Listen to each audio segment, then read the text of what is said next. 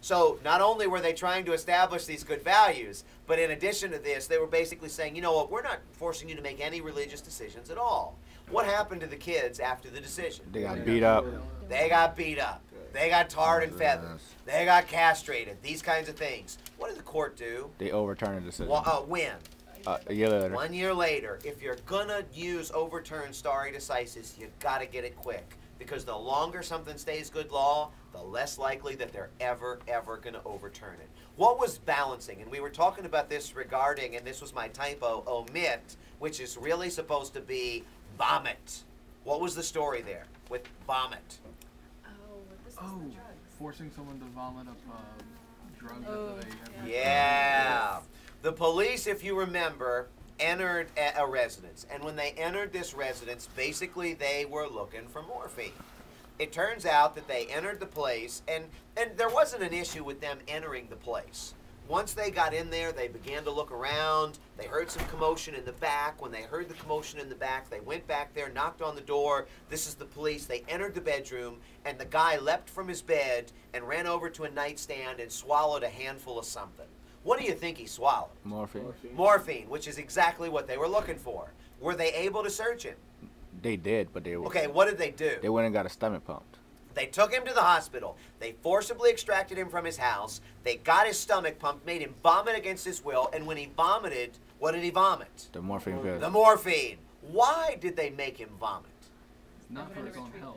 They wanted to preserve the evidence. Okay, in this, you got the balancing. The one, the ability to obtain evidence, to acquire evidence. The two, though, the idea of an unreasonable search and seizure. Which side did the Supreme Court come down on? The acquisition of the evidence or unreasonable search and seizure? Unreasonable search.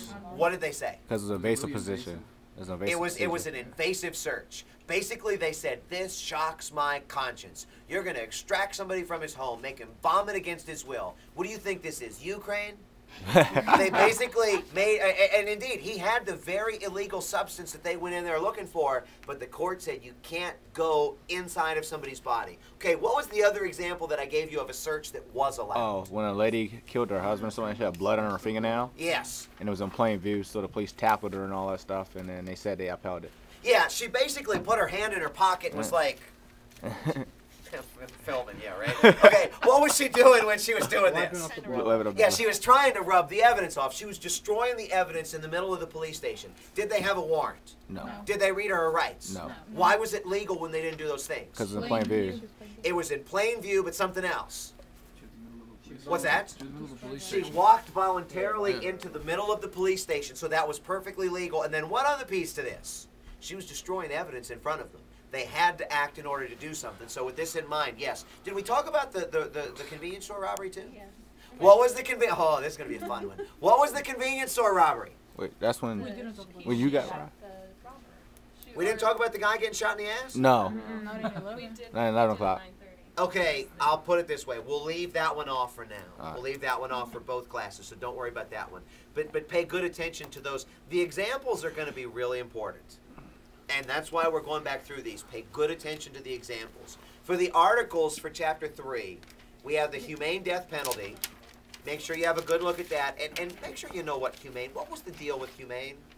It couldn't be painful. It's not supposed to cause pain. And we ran through some things that caused pain. We ran through some things that didn't cause pain, or at least were considered to have not caused pain for a while. We talked about the Oklahoma article dealing with abortion. What were the two Oklahoma laws? You had to see the baby. You had to go to a doctor and see the baby, view the fetus. You had to view the fetus. That's the Yeah. word. You had to view a sonogram that had the fetus in it. You also had to, or maybe you didn't have to get. The doctors didn't have to say. The doctors didn't have to Have to say. say what? If fetus is a problem. Right.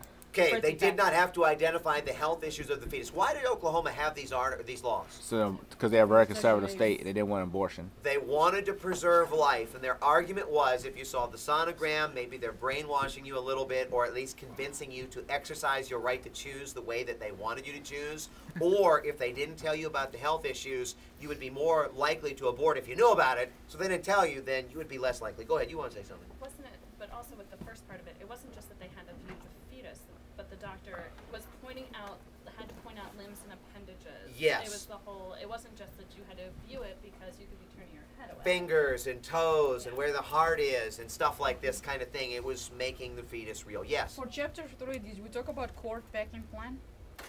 Go ahead and scratch the court packing plan, because I think we're going to get to that a little bit later when we get into the judiciary. We had the humane article, we had the Oklahoma article, we had the Arizona article dealing with immigration.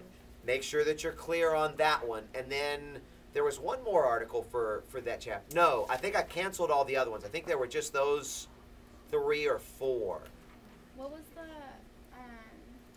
one you just said? The Arizona one- article? Yeah. What was the Arizona Yeah, article the- deal with immigration? Illegal It's immigrants one had to of carry us their the law papers. that- Yeah, immigrants yeah. have to carry Oh, their right, papers. okay. I Carrying remember around the paperwork, yeah. For the chapter dealing with federalism, it has a couple things in there like the history. Okay, when you go back and you think about it, where was the power in the beginning of the country? Federal government or state government? Federal.